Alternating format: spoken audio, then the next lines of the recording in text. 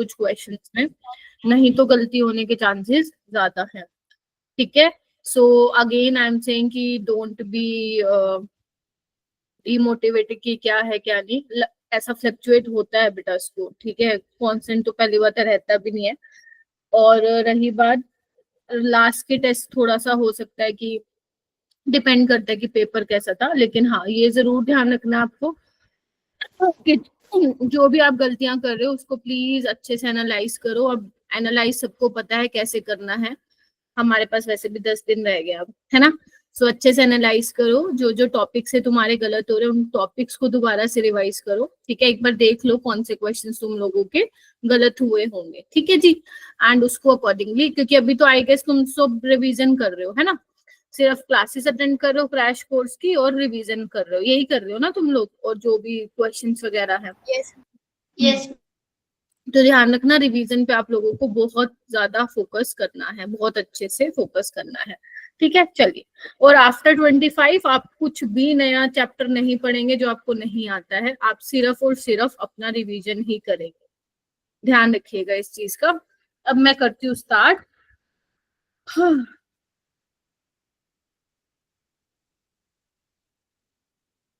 दिख रहा है क्या स्क्रीन? देखना एक बार।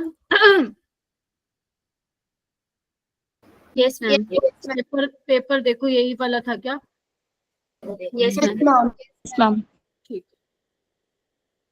ओके स्टार्ट करते हैं क्वेश्चन नंबर 1 से। जो डीएमवीएस वाले है, फातिमा तुम डीएमवीएस से हो ना, तो तुम्हारा ये वाला पेपर तो नहीं होगा आई गेस, पता नहीं। नहीं मैम यही था। यही था, ठीक है। चलो लेट्स गेट स्टार्टेड। आपको क्या दिया हो ये मुस्कान, तुमने शायद मेरे से पूछा था ना ऐसा कुछ? यस मैम, मैंने यही क्वेश्चन पूछा था। तो करा ही फिर? मैम आपने बताया ही नहीं था। अच्छा रह गया होगा, मिस हो गया होगा, लेकिन देखा तो था मैंने, भेजा तो था। ठीक है, कोई नहीं, अब बता देती हूँ, मिस हो गया होगा। Good evening Lakshya. Delta G is equal to minus F E cell. ठीक है, तो change in Gibbs free energy का ये फॉर्मूला होता है। तो वो आपको बोल रहे हैं ई सेल और ई नोट सेल कब बराबर होंगे। तो अगर मैं एक सिंपल रिएक्शन यहाँ पे लिखूं, अपनी वो डेनियल सेल वाली कौन सी रिएक्शन होती है, जिंक पे ऑक्सीडेशन होता है, ठीक है, और कैथोड पे रिडक्शन होता है, यही होता है। तो अगर मैं इसकी कंप्लीट सेल रिएक्शन लिखूं तो मैं यही लिखूंगी, देखना एक बार। बोलो हाँ या ना? Yes ma'am. Yes ma'am. ठीक है, सो इसका नॉन इक्वेशन क्या होगा, E cell is equal to E naught cell minus 0.0591 by 2 log zinc की कॉन्सेंट्रेशन बाय प्रोडक्ट की, क्योंकि हम क्या लेते हैं, प्रोडक्ट बाय रिएक्टेंट लेते हैं ना। ठीक है, तो अगर मान लो मेरी इसकी कॉन्सेंट्रेशन यूनिटी हो जाए, इसकी मतलब 1 हो जाए ये, तो log 1 0 होगा और ये पूरा 0 हो जाएगा, और ये पूरा 0 हो गया तो ई सेल क्या हो जाएगा हमारा, ई नोट सेल के बराबर आ जाएगा। तो ये प्रोडक्ट का है और ये रिएक्टेंट है, क्या कहते हो? तो यानी कि जब कंसंट्रेशन जो है all reacting and product species unity हो जाएगी, तब हमारा ई सेल किसके बराबर हो जाएगा, ई नोट सेल के बराबर हो जाएगा। ठीक है, अभी मुस्कान बता। Yes ma'am. ठीक है, अब तुम सोचोगे मैम पहले बता देते, मेरे 5 नंबर बढ़ जाते या 4 नंबर। चलो ठीक है, कोई बात नहीं। नेक्स्ट क्वेश्चन पे आते हैं। जो क्वेश्चन अगर मान लो मेरे ध्यान से रह जाता है ना, प्लीज मुझे दोबारा उस क्वेश्चन पे वो भेज दिया करो, क्वेश्चन मार्क या डॉट की, मेरे को फिर याद रहे। 47 क्वेश्चन पे आते हैं। एट 20, अच्छा okay, at 25 degree Celsius and 1 atm pressure enthalpy of combustion of benzene. बेटा जो ये वाले टाइप के क्वेश्चंस है ना, ये तुम जनरली मॉक टेस्ट में देख रहे हो, है ना, ऐसे क्वेश्चन देख रहे हो ना, जितने भी तुम्हारे इसके सप्ताह में मॉक टेस्ट हुए हैं। तो ये जो तुम्हारा थर्मोकेमिस्ट्री का टॉपिक है ना, हेस्ला, ये वहां से आया है। ठीक है, इसको मैं डेफिनेटली इसके क्वेश्चंस में करवाऊंगी। ये मुश्किल नहीं होते, बहुत ही आसान होता है, बहुत। और नीट में जो क्वेश्चन पूछा होता है ना, वो आसान ही होता है। लेकिन ऐसा नहीं होना चाहिए कि इसको तुम कर रहे हो लेकिन बाकी और मतलब जो चैप्टर मैंने करवा दिया उसी में से भी गलत करो, तो कोई फायदा नहीं है फिर नई चीजों को पढ़ने का। ठीक है, बट क्योंकि मैंने क्रैश कोर्स में रखा हुआ है तो देखो मुझे करवाना तो पड़ेगा। ठीक है, सो यहाँ पे आपको क्या दिया बेटा, एंथैल्पी ऑफ कंबशन दिया हुआ बेंजीन और एसिटाइलिन के लिए, एंथैल्पी ऑफ रिएक्शन बताना है इसके लिए। तो एंथैल्पी ऑफ रिएक्शन क्या होता है, कंबशन के केस में मेरा बेटा, एक कंबशन के केस में और बोर्न एनर्जी के केस में क्या होता है, रिएक्टेंट माइनस प्रोडक्ट होता है। क्या होता है, रिएक्टेंट माइनस प्रोडक्ट होता है। आ रहे समझ में, जो कंबशन होगा रिएक्टेंट माइनस प्रोडक्ट। तो यहाँ पे क्या होगा, रिएक्टेंट हमारा ये है, तो 3 इंटू एसिटाइलिन कितना है, -1300, ठीक है, माइनस बेंजीन का कितना है देखो, इतना 3268, ठीक है। आंसर किस में रिपोर्ट करना है, किलो जूल पर मोल में। अब इसको सोल्व कर लो, उतना आ जाएगा। तो ये कितना होगा, 13 3 से कितना होता है 39, तो -3900 प्लस 3268, इसको सोल्व कर लो। थर्ड ऑप्शन आएगा।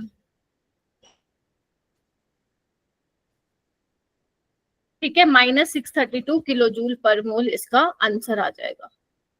ठीक है जी, ये किसी ने किया था अटेम्प्ट, और जिसका ठीक हुआ हो, कोई भी मतलब जिसने थर्मोडायनेमिक्स कभी मतलब पढ़ी हो या रिसेंट में। नहीं नहीं नहीं, कंबशन वाले में रिएक्टेंट माइनस प्रोडक्ट होता है लक्ष्य। बोर्न एनर्जी अगर आप फॉर्मेशन लेते हैं ना, डेल्टा एच फॉर्मेशन, उस केस में प्रोडक्ट माइनस रिएक्टेंट होता है। ये यही ध्यान रखना था इस क्वेश्चन में। जब तुम अपने नोट्स खोलोगे, जब मैंने पढ़ाया था ये चैप्टर, तो वहां पे तुम देखोगे कंबशन वाले के केस में रिएक्टेंट माइनस प्रोडक्ट होगा अगर कंबशन दिया हुआ है। फॉर्मेशन दिया होता है इनका किसी का, तो प्रोडक्ट माइनस रिएक्टेंट। अगर बोर्न एनर्जी दी होती किसी की, तो born energy of reactant minus born energy of product होता है। ठीक है, कोई नहीं, इसका भी कर लेना एक बार, है ना।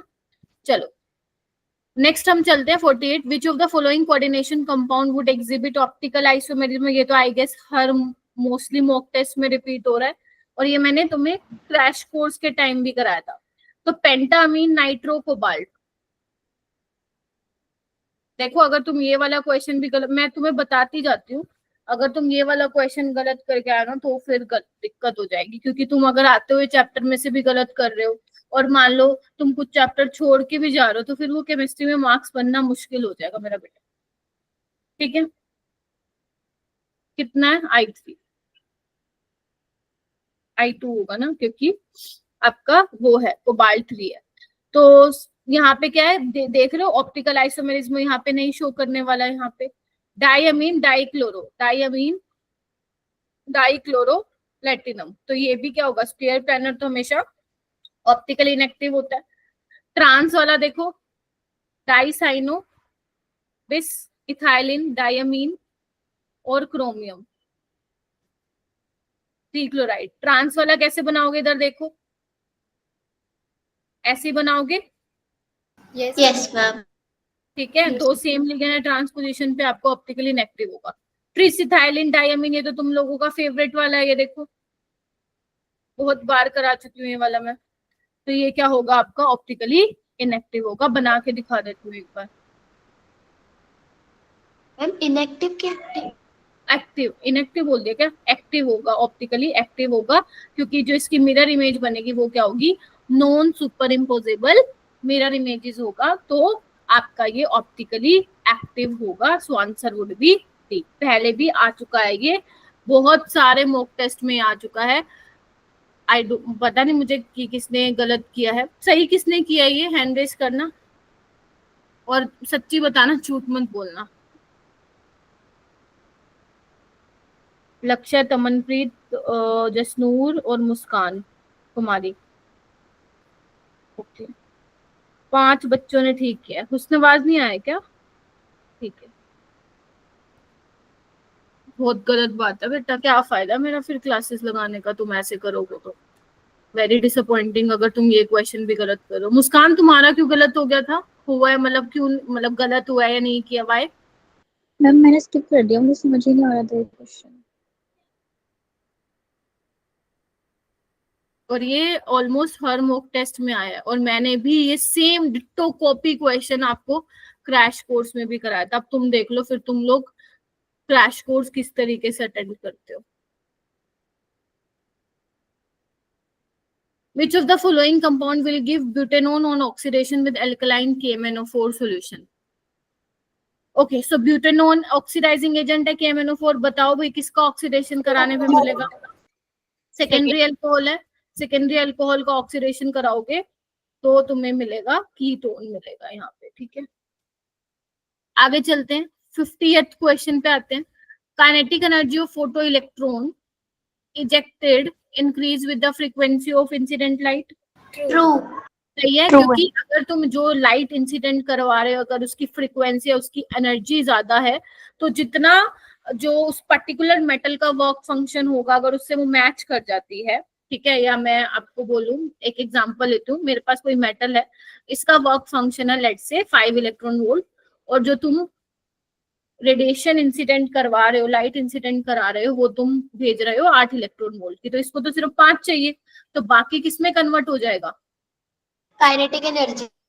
काइनेटिक एनर्जी में। तो जितना ज्यादा फ्रीक्वेंसी होगी उतनी आपकी जो फोटो इलेक्ट्रॉन इजेक्ट हो रहा है उतने ही काइनेटिक एनर्जी उसकी ज्यादा होगी। तो this statement is true.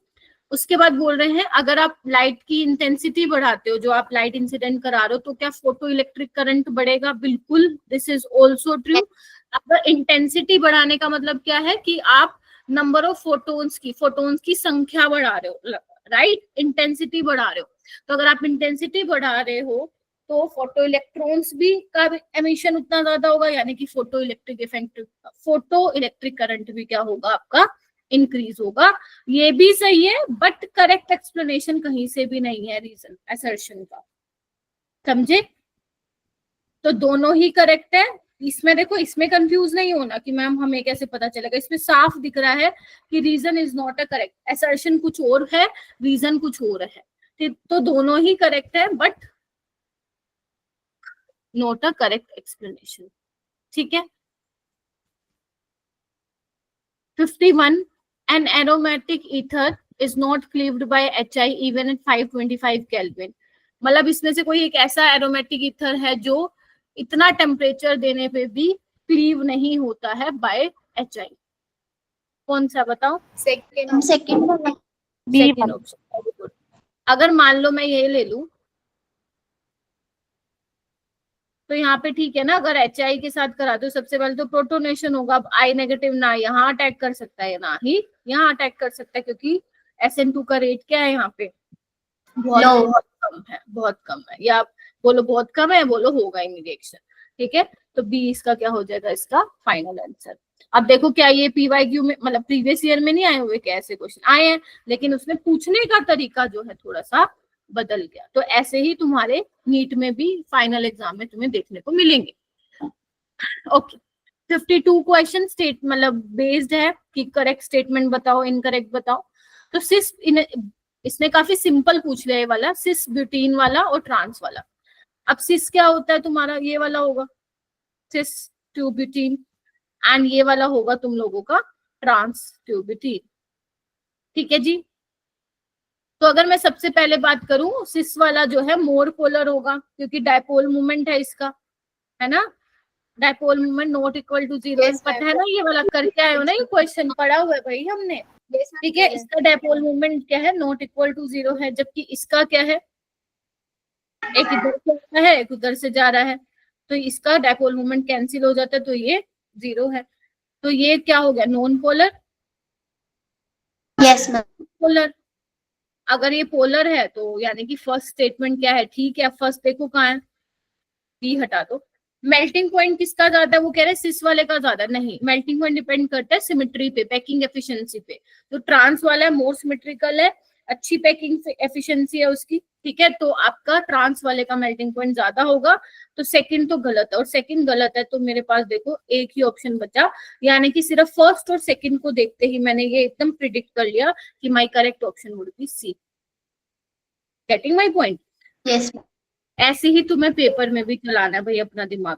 Boiling point की अगर बात करूं तो यस, पोलैरिटी इसकी ज्यादा है, बॉइलिंग पॉइंट इसका ज्यादा होगा। ट्रांस वाला ज्यादा पोलर होगा, ये गलत हो गया, ठीक है। Boiling point of trans two butene is greater than, ये भी क्या हो गया आपका? गलत हो गया। तो फर्स्ट और थर्ड वाला क्या ऑप्शन सही है? चलिए मिलाते जाइए अपना क्या करके आए थे। Which is the correct increasing order of boiling point? ये तो अपन ने क्लास में भी किया था, सेम डिट्टो कॉपी वाला। तो बॉइलिंग पॉइंट आपका डिपेंड करता है मेरा बेटा सबसे पहले आप क्या देखोगे, मोलिकुलर मास। अगर किसी कंपाउंड का मोलिकुलर मास ही ज्यादा तो उसको तो पहले नंबर पे डाल दो। अगर मोलिकुलर मास सेम है तो देन आप सरफेस एरिया देखोगे। जिसका सरफेस एरिया ज्यादा, बॉइलिंग पॉइंट ज्यादा, या यू कैन से जिसका ब्रांचिंग जितना ज्यादा उतना बॉइलिंग पॉइंट कम। ठीक है।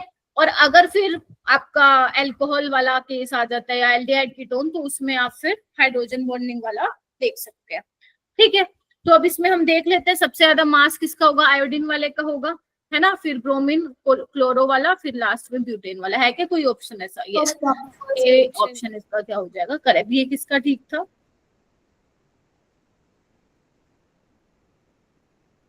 अच्छा, हुस्नवाज आ गया। ठीक है, 1 2 3 4 5 6, हुस्नवाज का भी ठीक था। 7 स्टूडेंट्स है। जो बाकी स्टूडेंट्स है उन्होंने किया नहीं, या फिर ऐसे ही एवं ही क्लास में बैठे हो तुम लोग? आयुष जी, मेरे को तो कई बार ये भी डाउट होता है पेपर अटेम्प्ट करके आए हुए नहीं। 54 पे आओ। 54 क्या कहता है, रिडॉक्स टाइप का है बेसिकली क्वेश्चन।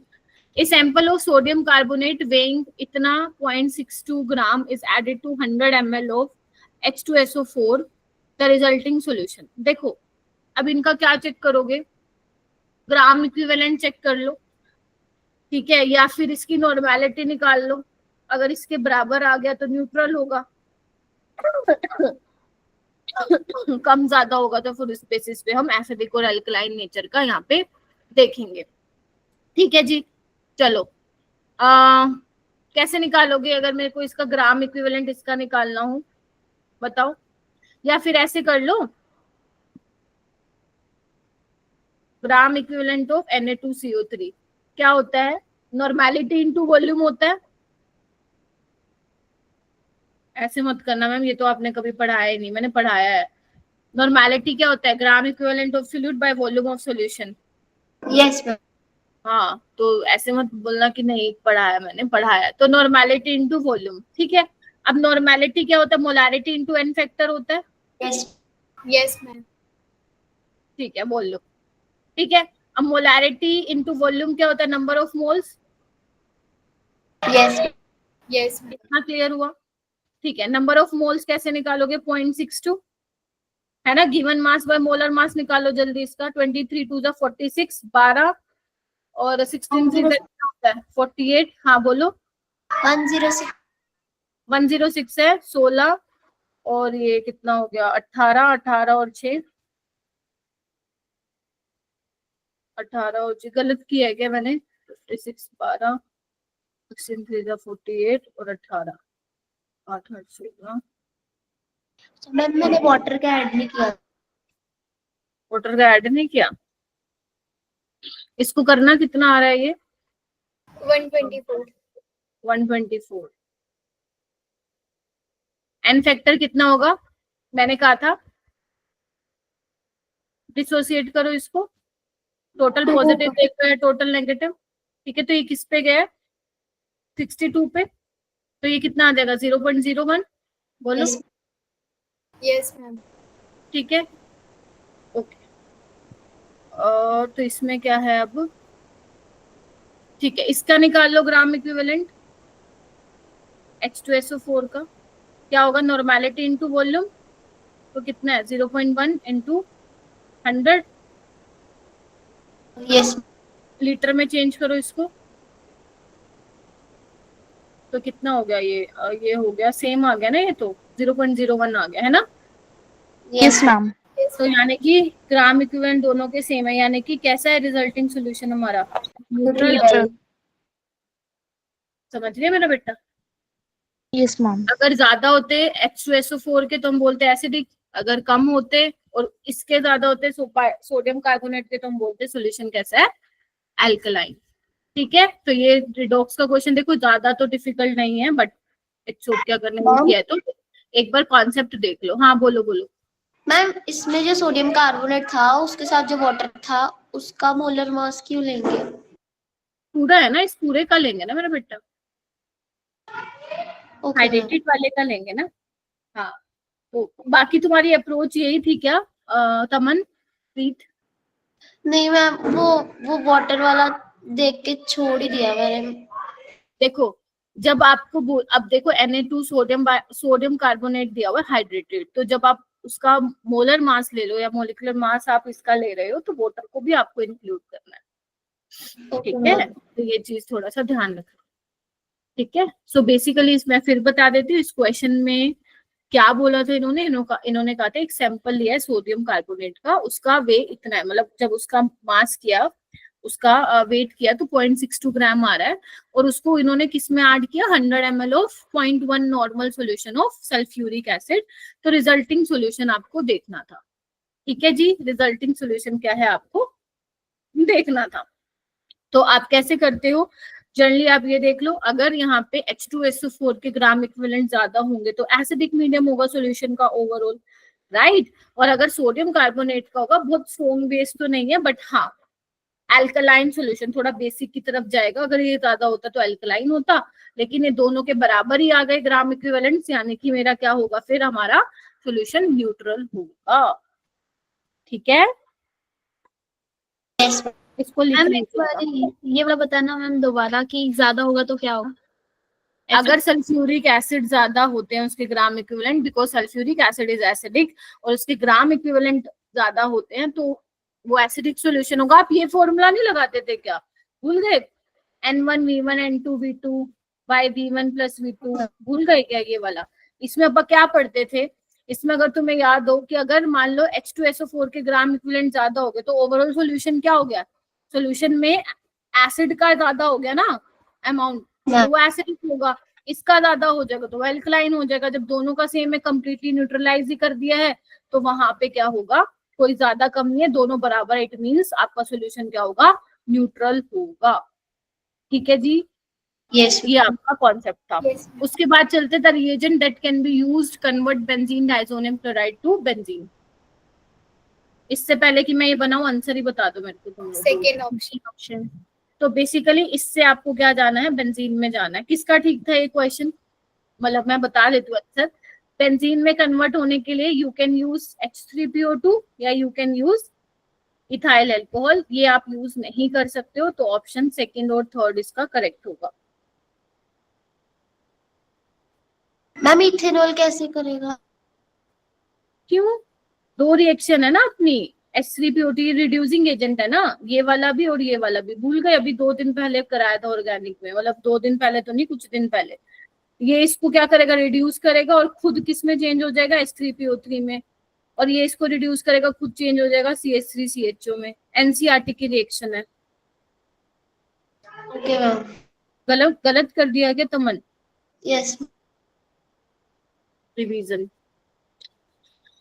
इलेक्ट्रोलिटिक सेल में इलेक्ट्रॉन का फ्लो कहाँ से कहाँ होता है, एनोड से cathode. Cathode to anode.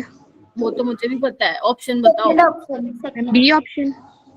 Second external supply क्यों भाई? मैम बैटरी करती है ना। तो बैटरी तो लगाते हो ना आप मीडियम में, बाहर से कुछ देते हो क्या? बैटरी लगाते हो ना आप, उसके थ्रू करंट जाता है ना। मैम फिर वो एक्सटर्नल ये तो हुआ ना। बाहर से कुछ अपोज नहीं कर, बैटरी लगा दे रहे हो आप, राइट। बाहर से कुछ एक्सटर्नल वोल्टेज थोड़ी ना दे रहे हो आप बैटरी लगाने के बाद, तो वो इंटरनली हो रहा है ना बैटरी के थ्रू इलेक्ट्रॉन का फ्लो। तो डी ऑप्शन इसका होगा, anode to cathode through internal supply, not external supply. To anode होगा ना? C होगा ना। Yes ma'am. Cathode to anode होगा इंटरनल सप्लाई, और वो एनोड टू कैथोड कहाँ होता है आपका, उसमें इलेक्ट्रोकेमिकल सेल पे। सी ऑप्शन होगा इसका, ये नहीं होगा। बी वाला लगा के आए हो तो गलत है। एनसीईआरटी की लाइन है, एनसीईआरटी की लाइन इलेक्ट्रोकेमिस्ट्री की, बिल्कुल। ये वाला क्वेश्चन बताओ। 57 100 ml of 0.04 normal HCl aqua solution is mixed with 100 ml of 0.02 normal NaOH। pH आपको बताना था। तो ये वाला क्वेश्चन तो कर लिया था, आपको क्या करना है, वही फॉर्मूला लगा दो। कौन सा लगाओगे, M1V1 या लगा दो N1V1, लगा दो N1V1 minus N2V2 bye V1 plus V2, यही हम करते थे। ठीक है, अब यहाँ पे क्या होगा, H प्लस की कॉन्सेंट्रेशन ज्यादा आएगी, आपको दिख ही रहा है, तो 100 into 0.04 minus 100 into 0.02 by volume कितना है टोटल 200, तो ये कितना आ जाएगा 2/200 यानी कि 0.01 यानी कि 10⁻⁻²। तो pH क्या होता है, minus logarithm of H plus, यानी कि pH क्या आ जाएगा हमारा 2। आयनिक इक्विलिब्रियम का सवाल है, आयनिक इक्विलिब्रियम का pH से सवाल है। ठीक है, किस किस का ठीक हुआ था?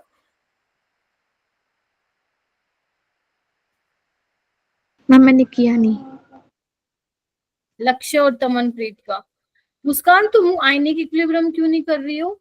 तुम्हारे हर मॉक टेस्ट में गलत, मतलब या तो तुम छोड़ देती हो नहीं तो गलत जा रहे हैं। मैम आईने कभी रिवाइज नहीं हुआ है। अच्छा, ये फिर ठीक है कि रिवाइज नहीं हुआ, बट ये नहीं होना चाहिए करके नहीं जा रहे हो।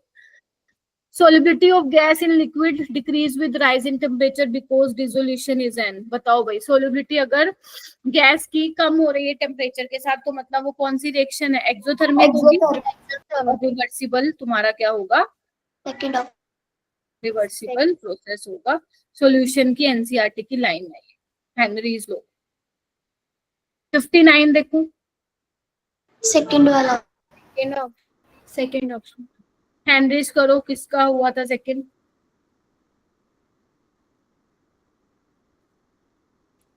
नंबरिंग कहाँ से करोगे आप? 1 left hand 2 side.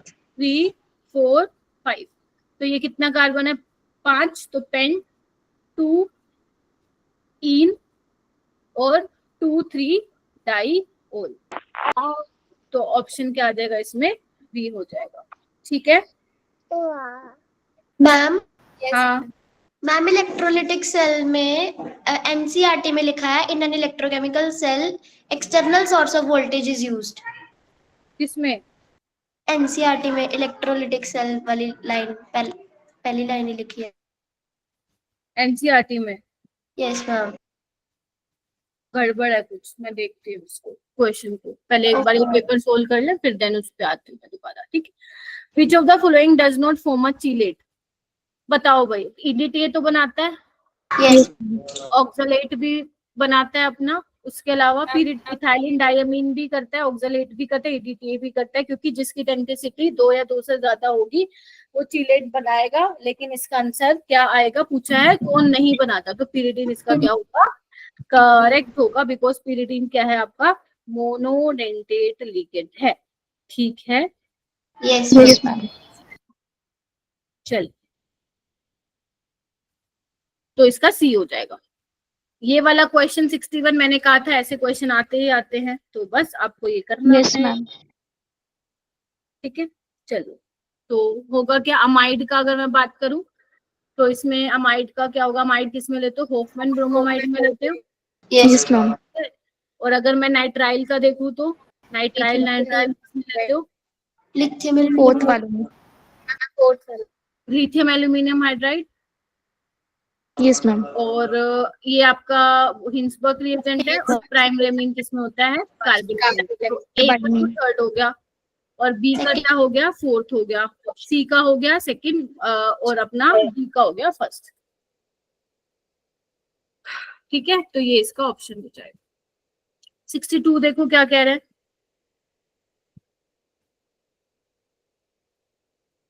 The element silicon germanium and arsenic are called metalloids, ये बिल्कुल ठीक है, ट्रू। ठीक है। एंड अगर मैं बात करूं आपका, metalloids have properties quite different from those of metals and non metals, ये भी ठीक है। मेटलॉइड्स की जो प्रॉपर्टीज होती है मेटल और नॉन मेटल जैसे नहीं होती, उनके बीच में होती है, तो दिस इज ऑल्सो करेक्ट। तो दोनों ही स्टेटमेंट आपकी क्या हो जाएंगी, करेक्ट हो जाएगी। ठीक था क्या ये? मैम सेकंड करेक्ट, second वाली statement। इंटरमीडिएट होगी ना क्या मैम, सेकंड वाली ऑप्शन। क्यों? मैम सेम थोड़ा बहुत क्वाइट डिफरेंट होती है, बट उनके तो इंटरमीडिएट होती है ना। हाँ, तो metalloids have properties quite different from those of metals, पूरी मेटल वाली नहीं होती ना, क्वाइट डिफरेंट बोली है ना।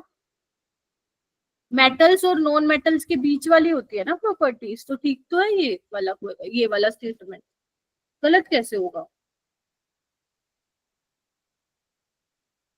नहीं ठीक है ये वाला। अगर मेटल जैसी होती तो फिर वो मेटल होता, मेटल और नॉन मेटल के जैसे नहीं होती, उनके बीच में होती है। ठीक है, तो मेटल से थोड़ी अलग सी होती है, नॉन मेटल से भी अलग होती है, तो मेटलोइड की प्रॉपर्टी क्वाइट डिफरेंट होगी, क्वाइट डिफरेंट बोलिए, सारी भी बोलिए उसका। तो ठीक है statement first and second correct होगा। आप लोग सारे बी करके आए हो क्या, मतलब सी Yes. करके आए हो क्या? मैंने सी किया है। और बी कौन करके आया है? दोनों तो गलत वैसे भी नहीं होंगी, पहला तो ठीक है ना, That's silicon correct. Germanium select ma'am. है। Yes, ma'am. इसका आंसर की मैं देखूं एक बार, चलो इसको एक सेकंड रखो, एक मिनट देखते हैं।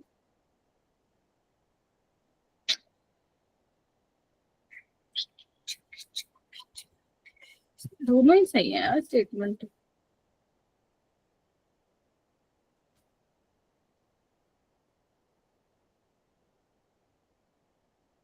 सिक्सटी टू है ना, इतना गलत नहीं होता केमिस्ट्री में। आई नो बायो में गलतियां निकलती है, 62 का ए ही है, वो दोनों ही स्टेटमेंट करेक्ट है। 63 पे आओ।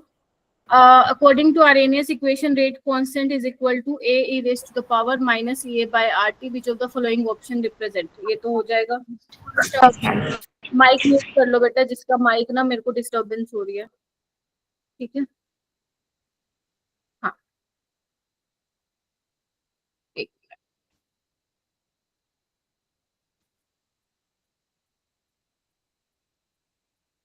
हाँ, तो बेसिकली आपका होता क्या, k is equal to A E raise to the power minus E by R T,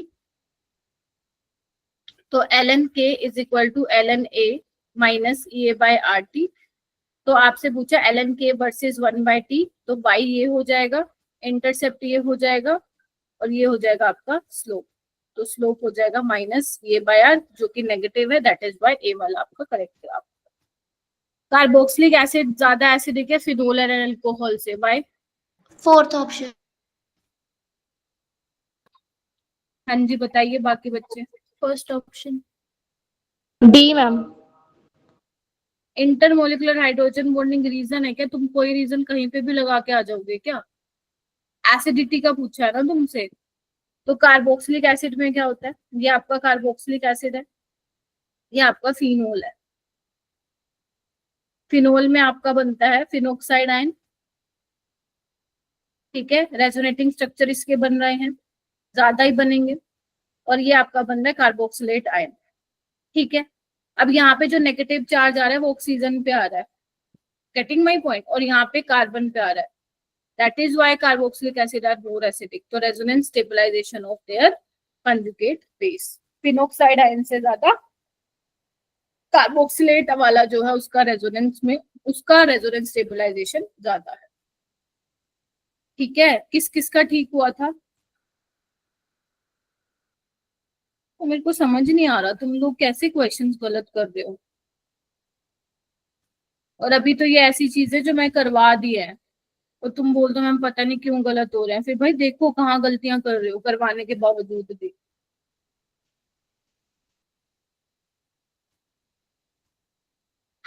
65 which of the following factor may be regarded as the main cause of length, और ये इतनी बार चिल्ला चिल्ला के मैंने बताया था कि कार्बोक्सिलिक एसिड फिनोल से ज्यादा एसिडिक होता है, फिनोल से ज्यादा एसिडिक होता है, क्योंकि फिनोक्साइड में जो रेजोनेंस हो रही है वहां पे कार्बन पे नेगेटिव चार्ज आ रहा है, जबकि कार्बोक्सिलिक एसिड पे ऑक्सीजन पे नेगेटिव चार्ज आ रहा है, बट स्टिल आप लोग पता नहीं क्या लगा के आ रहे हो।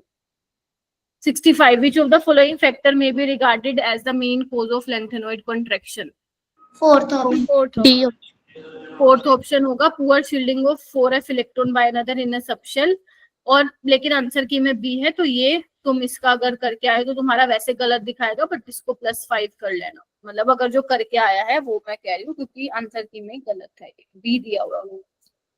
What is the correct orbital designation of an electron with the quantum number? Second. Ma'am L0123 SPDF होता है। ये किस किस का ठीक था? 66।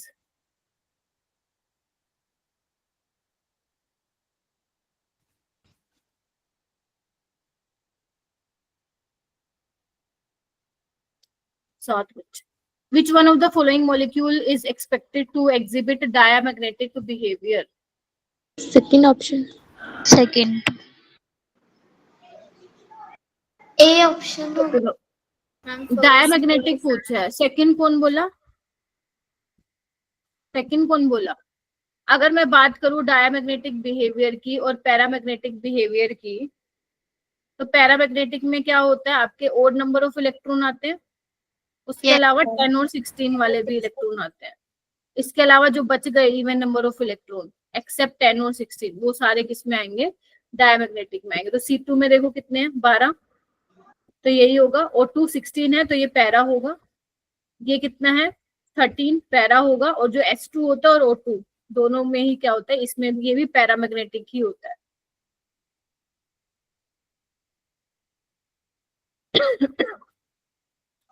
ठीक है, S2 भी पैरामैग्नेटिक प्रॉपर्टी ही शो करता है।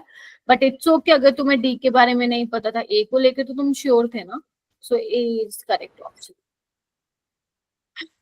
68, प्रोपेनॉल और प्रोपेनोन दोनों का ही सेम मोलिकुलर फॉर्मूला है, लेकिन क्या पूछा? But do you expect about their boiling point?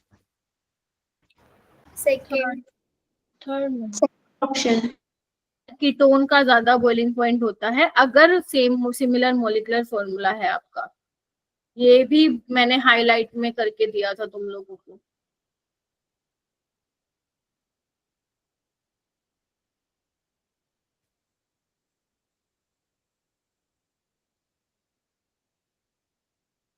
ठीक है, यहाँ पे क्या है? इलेक्ट्रॉन डोनेटिंग ग्रुप लगे हुए हैं, तो पोलैरिटी जल्दी आएगी इसमें, है ना। इलेक्ट्रॉन डेंसिटी जल्दी ऑक्सीजन की तरह शिफ्ट होगी, पोलैरिटी यहाँ पे जल्दी आएगी। दैट इज वाई जो प्रोपेनोन है उसका बॉइलिंग पॉइंट क्या होगा? आपका ज्यादा होगा। और प्रोपेनल का क्या होता है?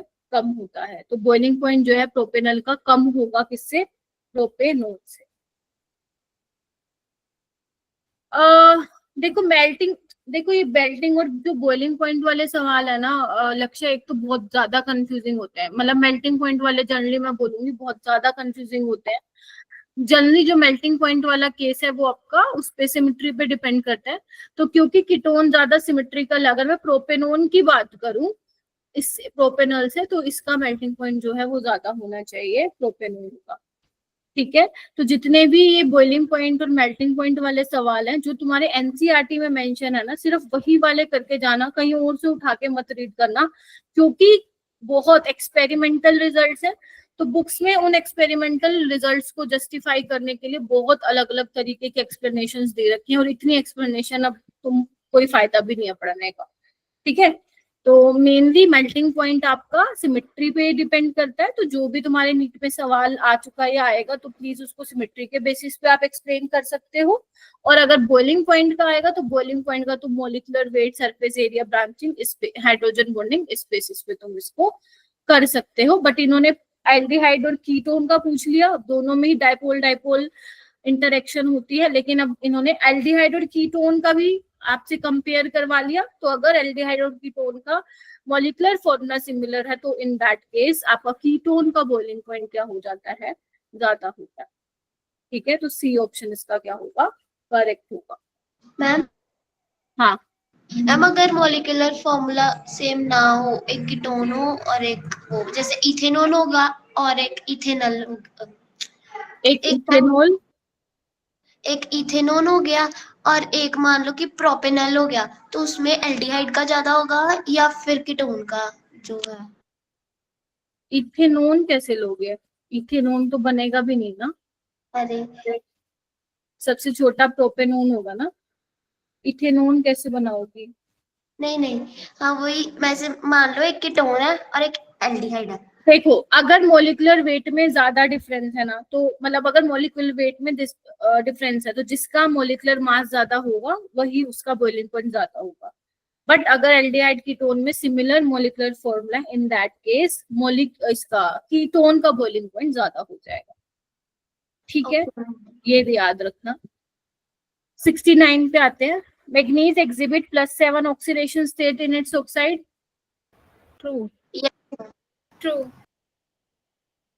ट्रू तो है, वो तो ठीक है। Mn2O7 में +7 होता है, तो फर्स्ट आपका ठीक है, ये हटा दो, ये हटा दो, ठीक है। रुदेनियम एंड ओस्मियम एग्जिबिट करते हैं +8, ठीक है, सेकंड भी ठीक है, तो ऑप्शन तो देखो हमारा वैसे आ गया। स्कैंडियम +4 नहीं करता है, chromium +6 yes, manganese +7 simple halides में नहीं, सिंपल हैलाइड्स में वो MnF4 वाला बनाता है, ऑक्साइड के साथ, ऑक्सीजन के साथ +7 ऑक्सीडेशन स्टेट में वो दिखाई देता है, तो इसका ऑप्शन आ जाएगा सेकेंड ऑप्शन, ठीक है। तो ये आसान था।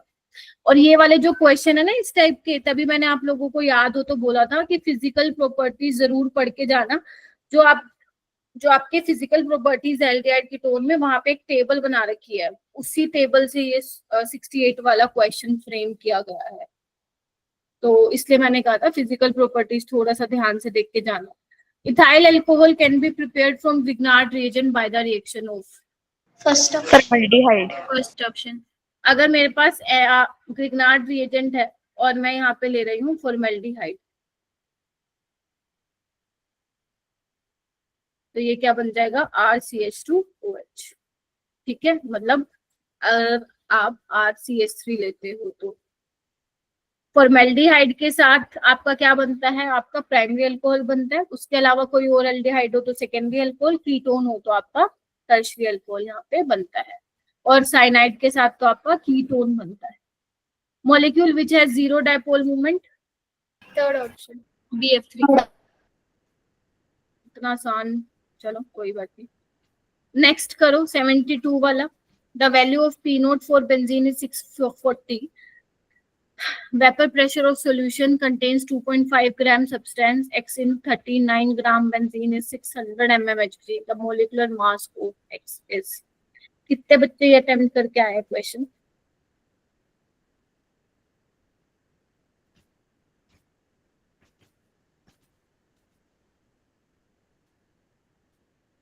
बाकी क्यों नहीं करके आए? सिर्फ 2 बच्चे पूरी क्लास में अटेम्प्ट करके आए हैं। वाई? 3 बच्चे न्यूमेरिकल देख के छोड़ दिया क्या? No ma'am, Yes. ट्राई किया था हाँ, मैम, ट्राई किया तो हुआ नहीं, बट पता नहीं मेरे को। अगर ऐसा कोई क्वेश्चन होता ना जो तुमने नहीं किया हो कभी क्लास में, तो फिर भी चलो छोड़ दो, बनता है। बट करवाए हुए क्वेश्चन नहीं हो रहे हैं तो, और चैप्टर भी छोड़ के जा रहे हो तुम केमिस्ट्री में, फिर तुम, मतलब मेरे को समझ नहीं आ रहा चीजें कैसे वर्कआउट करेगी।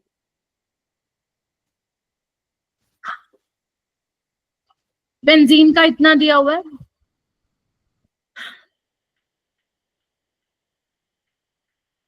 सॉल्यूशन का वेपर प्रेशर कितना दिया हुआ है आपका 600, तो P naught minus PS by P naught given mass of solute by molecular mass of solute W1 by M1। ये W1 क्या है, मास ऑफ सोलवेंट, M1 क्या है, मोलिकुलर मास ऑफ सोलवेंट। यही फॉर्मूला लगाया था क्या?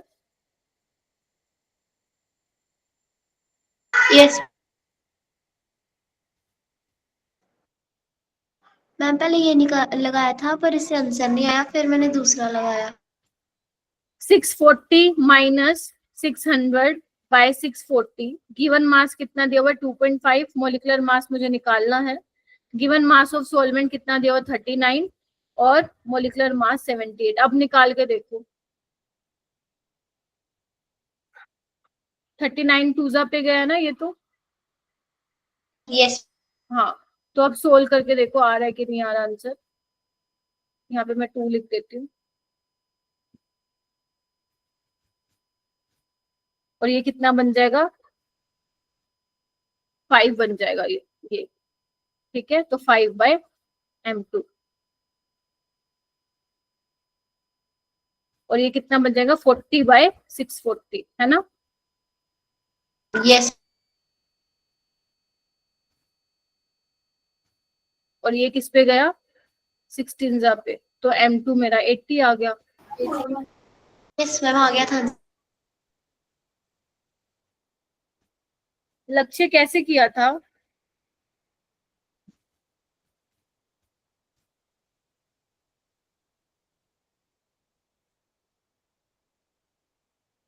नेक्स्ट क्वेश्चन,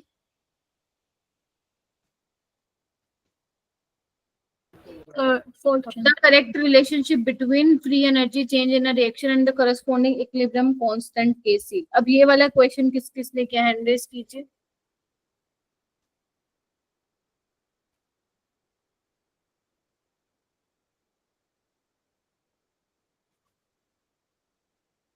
कल ही बताया था ये, तभी पूछा।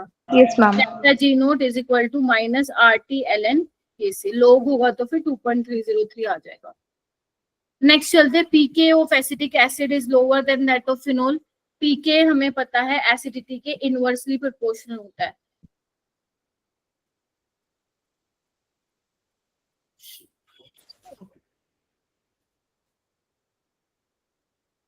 तो यहाँ पे बोल रहा है एसिटिक एसिड, हमें पता है एसिटिक एसिड ज्यादा स्ट्रॉन्ग एसिड है, तो पीके क्या होगा उसका, कम होगा, तो ये तो सही है। यस। फिनोक्साइड ज्यादा मोर रेजोनेंस स्टेबलाइज्ड है, ये गलत है लेकिन मोर रेजोनेंस स्टेबलाइज हो रहा है, एसिटिक एसिड से ज्यादा नहीं है, तो ये फॉल्स होगा। तो अब देखो कौन सा होगा। मैम, हाँ, पर ये इंडिपेंडेंट स्टेट्स में मतलब ऐसे भी तो कर सकते हैं ना कि both are true but is not the correct explanation. Phenoxide ions resonance stabilise तो नहीं, देखो ना इसमें ये बोला phenoxide ion is more resonance stabilised, इसका मतलब ये असर्शन के कॉन्टेक्स्ट में बोल रहा है तमनप्रीत। पर मैम ऐसे भी तो कई क्वेश्चन नहीं हो सकता ऐसे मेरा बेटा, नहीं हो सकता। आप देखो ना वो क्या बोला, phenoxide is more resonance stabilised, नहीं कम है, मतलब वो असर्शन के कॉन्टेक्स्ट में पूछ रहा है। ठीक है, एसिटिक एसिड से जो तुमने कार्बोक्सिलेट आयन बनाया है वो ज्यादा रेजोनेंस स्टेबलाइज्ड है फिनोल से। ठीक है, तो यहाँ पे असर्शन करेक्ट होगा और रीजन क्या होगा, यहाँ पे इनकरेक्ट होगा। मैम मैंने बी लगा दिया इसका। अगर ये होता ना phenoxide ion is resonance stabilise, तो फिर हम बोल सकते थे कि दोनों करेक्ट होगा, but reason is not a correct explanation of the assertion, तो हम बी सोच सकते थे। बट अगर मैं इसकी बात करूं, ये असर्शन के कॉन्टेक्स्ट में पूछा है तुमसे, phenoxide is more resonance stabilise, नहीं गलत। Okay ma'am.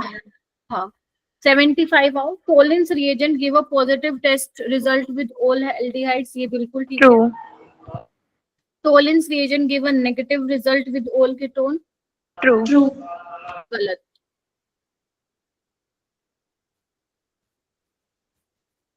मैंने तुम्हें ना जब ये करवाया था टोलिंस टेस्ट, तो मैंने ना वहां पे वो लिखवाया था तुम्हें कि किस किस के साथ अल्फा टोलिंस हाइड्रोक्सी। टेस्ट पॉजिटिव देता है। तो अल्फा हाइड्रोक्सी कीटोन होता है जिसके साथ टोलिंस टेस्ट जो है बेसिकली उसके लिए पॉजिटिव होता है, क्योंकि यहाँ पे टोटोमेरिज्म के बाद आपको एल्डिहाइड मिलता है।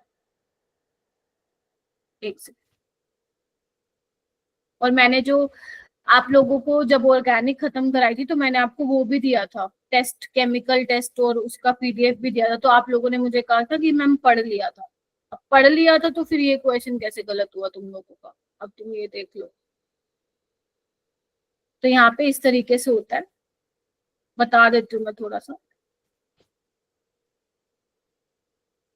ठीक है, तो यहाँ पे हाइड्रोजन का ट्रांसफर होता है, यहाँ पे O नेगेटिव और यहाँ पे OH लग जाता है।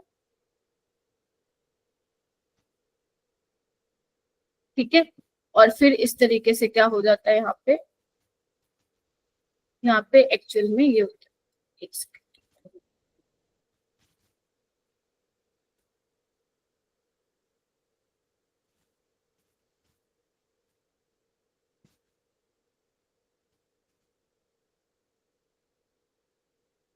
पहले टोटोमेरिज्म होता है,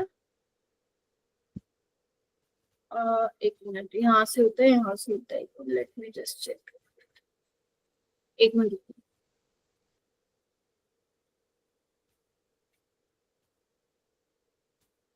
एक मिनट रुको बेटा, ये याद रखना, मैं एक बार बता देती हूँ होता कैसे है।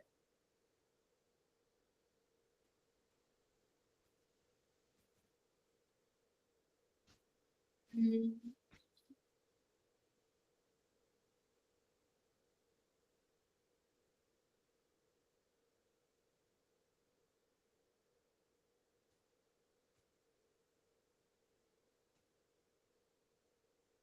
ठीक, ये देखो,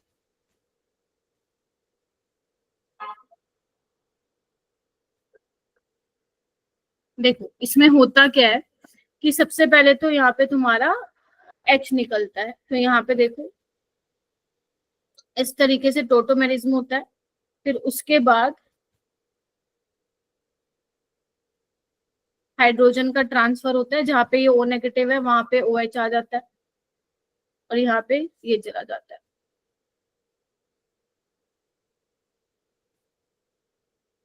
फिर इसके बाद इस तरीके से होता है, देख रहे हो।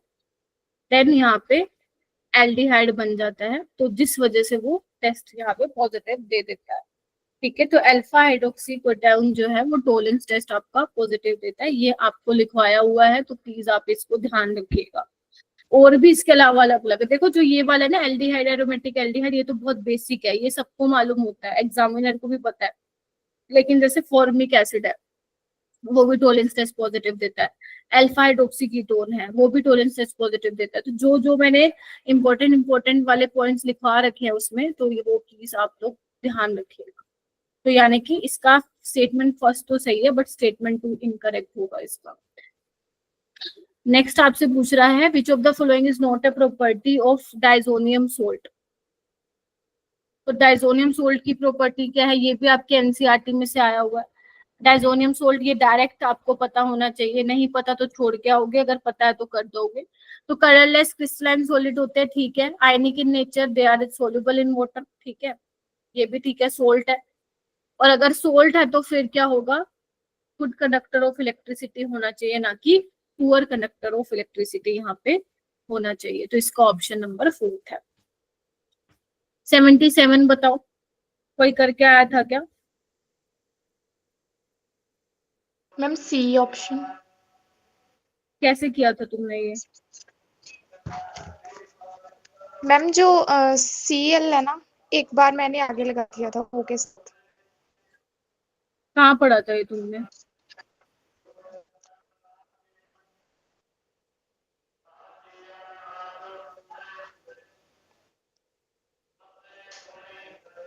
बताओ।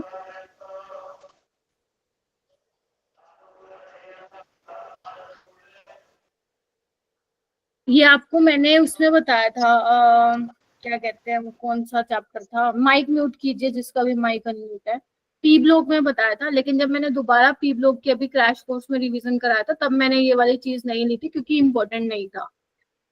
ठीक है, तो इसको हम ऐसे लिखेंगे मेरा बेटा, इस तरीके से लिखते हैं इसको हम।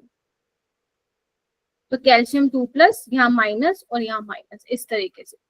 तो एक Cl का तो -1 होगा चार्ज, और इसमें आप निकाल सकते हो, कैसे निकालोगे, -2 + x इज इक्वल टू -1। तो x कितना आ जाएगा, -1 + 2 यानी कि कितना आ जाएगा, 1। तो एक 1 आ रहा है और एक -1 आ रहा है, तो इस तरीके से इसका ऑप्शन होगा। ठीक है, इसको लिख लो कहीं पे आप, मैंने करवाया था जब आप लोगों को पी ब्लॉक करवाया था मैं। वो आवाज बंद है सबकी, कोई कुछ नहीं बोल रहा, मतलब कुछ नहीं करके आए इसमें। असर्शन द कॉम्प्लेक्स टाइटेनियम वाला वॉयलेट इन कलर होगा। Yes ma'am. Yes ma'am. Yes ma'am.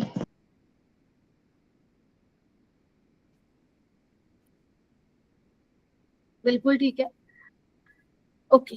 Titanium 3+, जो ये कॉम्प्लेक्स दिया हुआ ऑक्टाहेड्रल कॉम्प्लेक्स है, यस मैम। बट ये करेक्ट एक्सप्लेनेशन नहीं है। ट्रू कौन बोला नहीं है? अगर उसने कलर का पूछा तो उसको कुछ यहाँ पे डी ट्रांजिशन का एक्सप्लेनेशन देना चाहिए था, देन वी कैन से कि करेक्ट एक्सप्लेनेशन होगा। एक बोल रहा है बुलेटिन कलर है, ऑक्टाहेड्रल, सारे ऑक्टाहेड्रल कॉम्प्लेक्स थोड़ी ना कलर शो करते हैं, गेटिंग माय पॉइंट। तो reason is correct but not a correct explanation of assertion. तो 78 का क्या आ जाएगा, बी आ जाएगा। चलिए चलिए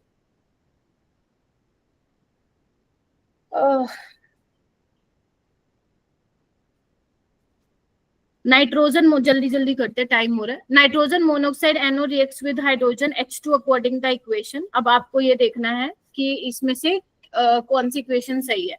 तो आपकी कॉम्प्लेक्स रिएक्शन है, कॉम्प्लेक्स रिएक्शन में slowest step is the rate determining step. तो ये वाला स्टेप डिटरमाइन करेगा, तो रेट क्या होगा, NO के रिस्पेक्ट में सेकेंड ऑर्डर होगा और H2 के रिस्पेक्ट में first order. First. B option इसका करेक्ट। 80 पे आओ, इसमें से कौन सा स्टेबल होगा, फर्स्ट जो इक्वेटोरियल की है, ठीक है। अगर मुझे मान लो तीनों की स्टेबिलिटी कंपेयर करनी हो तो इक्वेटोरियल की सबसे ज्यादा, फिर एक्सियल इक्वेटोरियल की, देन एक्सियल की, ठीक है। ये स्टेबिलिटी, क्योंकि हम बात करते हैं ना, याद करो sp3d में जो इक्वेटोरियल पोजीशन पे लोन पेयर हम लोग लगते हैं ताकि रिपल्शन क्या हो, कम हो, ठीक है।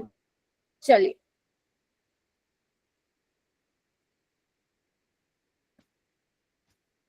A small amount of alcohol is usually added to chloroform bottle। ये देखो, ये भी याद करने का, आपका जो अल्कोहल फिनोल में वो प्रॉपर्टीज दे रखी है ना, वहां से आया है ये। तो क्या होगा, it retard the oxidation of chloroform to phosgene, ये भी ठीक है। Convert any phosgene form to harmless ethyl alcohol, ethyl carbonate, ये भी क्या है, ठीक है। फैक्ट बेस्ड है, आता है तो ठीक है, नहीं तो छोड़ना पड़ेगा, ऐसा सवाल है ये। एसिटल्डिहाइड और acetone can be distinguish by, acetaldehyde ये होता है तुम लोगों का, और एसीटोन तुम्हारा ये होता है, ठीक है। तो कौन सा टेस्ट देंगे ये, आइसोफॉर्म, एल एल आइडोफोम तो दोनों देंगे ना, जस्ट नो, दोनों में Okay, ये ma'am. बात है ना, तो दोनों ही आइडोफोम देंगे। K1, K2, K3 are the equilibrium constant of 1 first, second and third respectively. आपको बताना है करेक्ट रिलेशन, देख लो कौन सा होगा।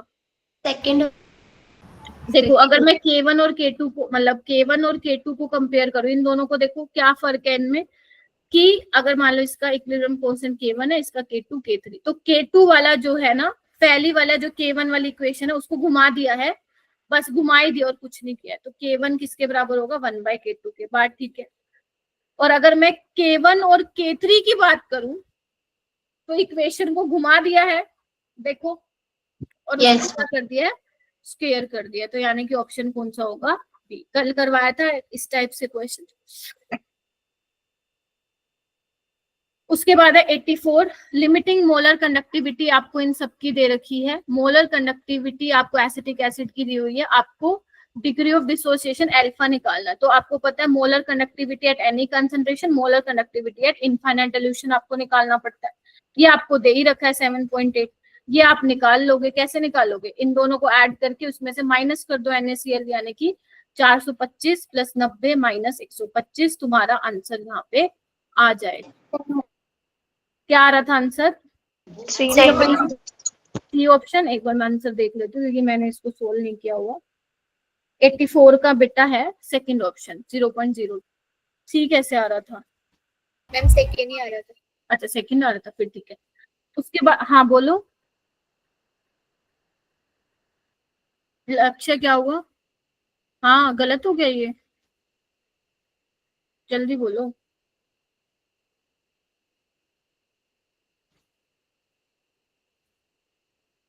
वो पिछले क्वेश्चन का क्या है, क्या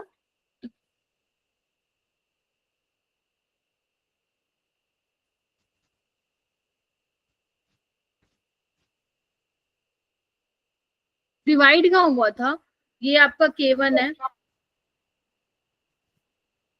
ठीक है। इसको घुमा दिया, इसको घुमा दिया, और ये इक्वेशन कैसे बनेगी, जब मैं 2 से क्या करूंगी यहाँ पे, डिवाइड।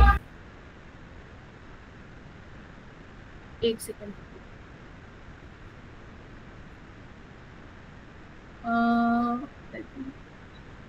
K1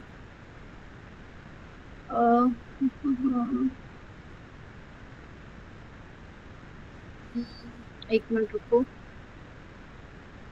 मैम ये मेरे से भी नहीं हुआ था वो, मैम जैसे आप कल ने समझाया था ना, इक्विलिब्रियम कांस्टेंट लिख के फिर आपने जैसे हाँ वैसे एक काम करते हैं, वैसे ही कर लेते हैं उसको, है ना, क्योंकि मेरे को भी वो थोड़ा डाउट आ गया, अब तो वैसे कर लेते हैं। अगर मैं K1 लिखूं इसका NO2 का स्क्वायर डिवाइड बाय N2O2, ऐसा कर लेने का जब भी डाउट हो, ठीक है। K2 की अगर मैं बात करूं N2O2 का स्क्वायर डिवाइड बाय NO2 का स्क्वायर। K3 की अगर मैं बात करूं N2O2 बाय NO2, ठीक है। चलिए, और अगर मैं K1 और K2 की बात करूं, वो तो ठीक है ना, दोनों एक दूसरे का वो है, रेसिप्रोकल है। अगर मैं इसकी बात करूं, K3 को उल्टा कर देती हूँ अगर मैं, कर दूं क्या? एक बार कर देती हूँ, फिर देख लेते हैं क्या गड़बड़ कर रही हूँ मैं, या फिर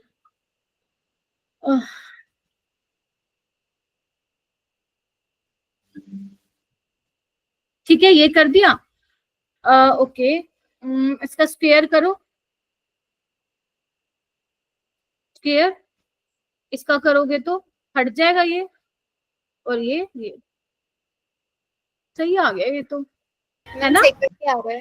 सेकंड आ रहा है, लेकिन फिर पहले क्या मैं हो रही थी कंफ्यूज। सेकंड ही आएगा लक्ष्य इसका, लेकिन एक बार मैं उससे भी देख लेती हूँ, एक बार सेकंड ही आ रहा है, कंफर्म होगा। हाँ, K3 का स्क्वायर किया, ठीक तो है, इसका स्क्वायर करेंगे तो यही तो बनेगा, देखो बोलो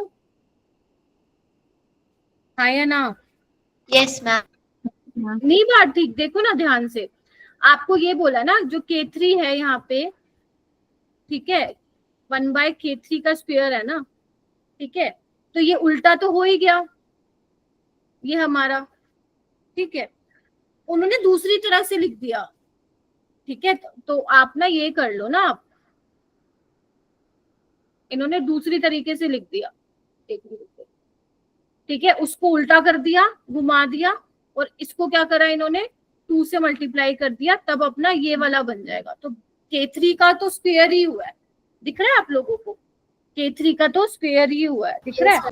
तो यानी कि ऑप्शन बी आएगा। देखो ऐसे वाले क्वेश्चन को छोड़ के नहीं आना पेपर में, अगर तुम्हें थोड़ा सा भी लग रहा है ना, वो लिख के देख लो, ज्यादा टाइम नहीं लगेगा, बहुत कम टाइम लगेगा, ठीक है, गलत होने मतलब जो दिमाग की कंफ्यूजन है वो दूर हो जाएगी, ठीक है। तो इस तरीके से लिख के देख लेना, अगर बिल्कुल थोड़ा सा भी आप लोगों को डाउट होगा तो इसमें कोई वो नहीं है, सेकंड ऑप्शन इसका एकदम करेक्ट होगा।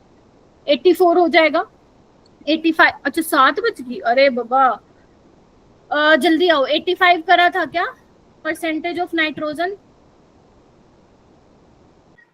नहीं करके आए? No ma'am.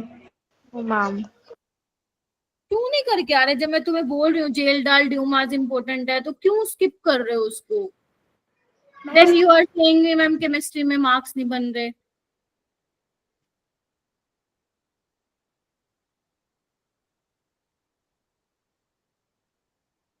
समझ ही नहीं आती मेरे को।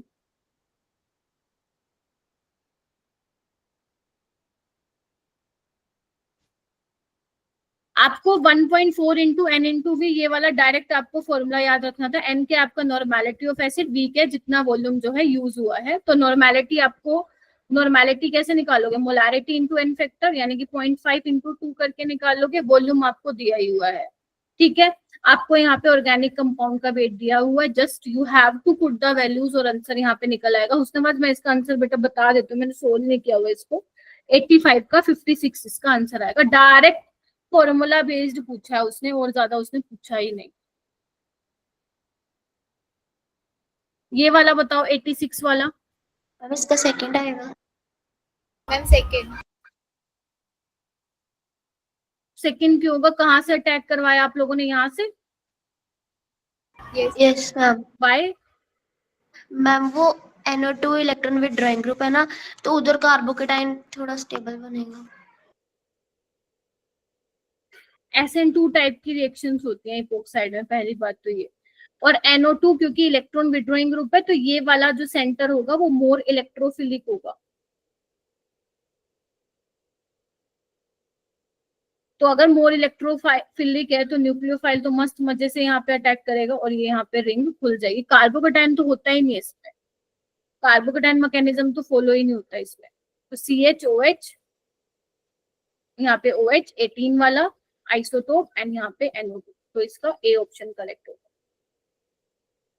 87 देखो, 1 butene with HBr in the presence of peroxide 1 bromobutane, बिल्कुल ठीक है। It involves free radical mechanism, ये दोनों ठीक है, और करेक्ट एक्सप्लेनेशन भी इसकी है। 88 में देखो, मेजर प्रोडक्ट डायरेक्ट ऑक्सीडेशन कराना था इसका, बेंजोइक एसिड इसका फाइनल आंसर। ये तो करके आओगे? Yes ma'am.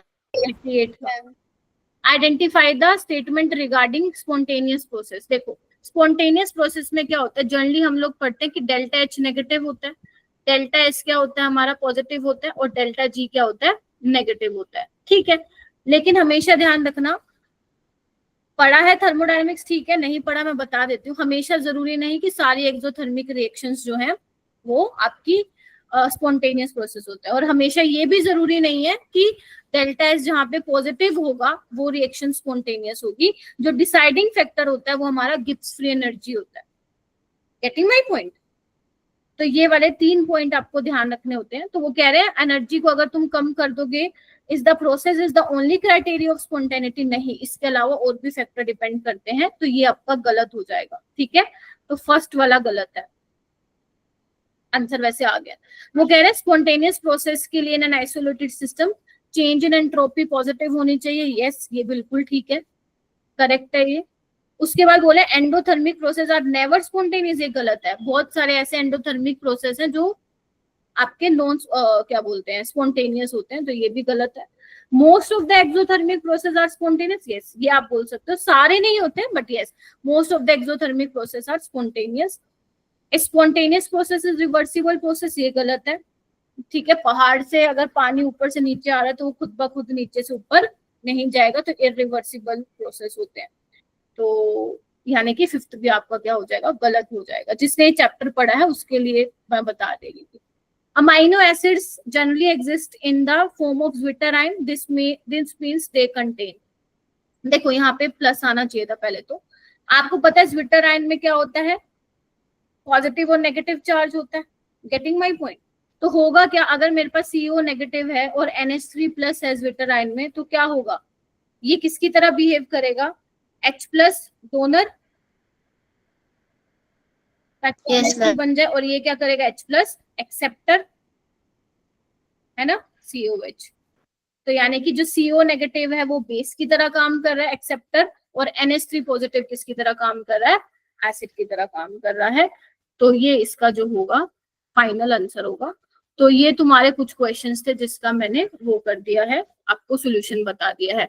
अब तुम्हारे मन में एक तो इलेक्ट्रोलिटिक फ्लो वाला, इलेक्ट्रोलिटिक सेल वाला डाउट है, उसको मैं एक बार तुम्हारे ग्रुप में शेयर कर देती हूँ विद रेफरेंस के साथ, क्योंकि अभी तुम्हारी क्लास भी है।